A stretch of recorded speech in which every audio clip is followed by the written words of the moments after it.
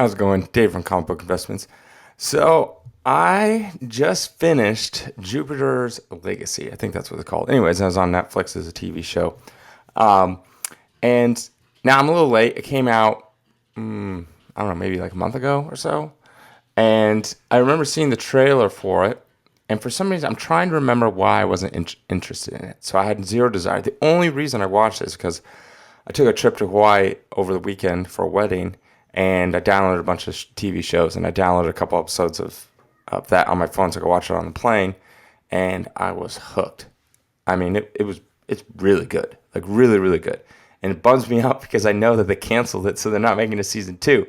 So now there's this like all these loose ends that aren't going to get tied up because they leave everything on a cliffhanger. I'm like, oh, good lord.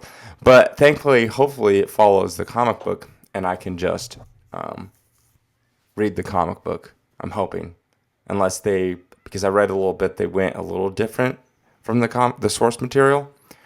But it wasn't canceled because it wasn't good. It was canceled because they went way over their budget. I think Netflix allowed something like 9 million an episode or so, so it would have been around, I don't know, something like, how many episodes is it? Somewhere around like $70 or $70, 70 million to make the whole season because there's 8 episodes, and I think they ended up going to like 120 million. So I don't know. So they don't want to keep on spending that much money, I guess. But it's good. It's like really from episode. Usually, like it takes me an episode or two to really get into it and into the characters, and I was hooked since episode 1 instantly. And then I binged the 4 that I downloaded on the plane, and then as soon as I got back, I binged the other 4. And I'm not usually that type of person to like sit and watch TV a bunch. So usually I'll watch an episode of something and try it out and then just have zero interest and don't ever watch it again. But it's good. It's like, I'm trying to think, it's like The Boys level good. Like, I love that show, The Boys. I like it better than WandaVision and Falcon and the Winter Soldier. Much better than those shows, by far. What else have I seen? I watched the first episode of Loki, which is all right. It's good. I mean, but I mean, not like I have to watch it. But this was, yeah, I just binged the whole thing. It's great. I can't recommend it enough. The only downside is that it's canceled. So that's very disappointing. And I'm trying to remember why I didn't want to watch it. I think the reason why is I thought it was going to be something a little different. I thought it was going to deal with, you have the older generation of superheroes, and it's just going to be constantly dealing with the younger generation, and then the older generation would be like Jaws. You know, it's like never really there, but always in the background kind of thing.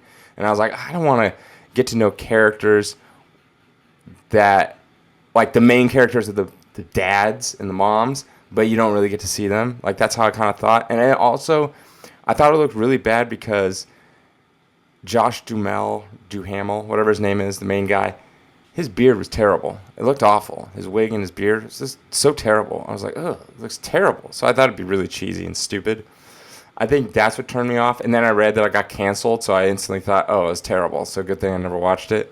But then only because of this plane flight that I watched it, I like it a lot. So I'm going to go on Amazon. I'm going to buy probably the whole story, buy one of like the trade paperbacks and finish the story. I'm hoping that it continues in the comics. But yeah, I definitely recommend this. I guess the daughter annoyed me a little bit. She's kind of annoying because I hate those characters in superhero films that are like, I never wanted these amazing powers.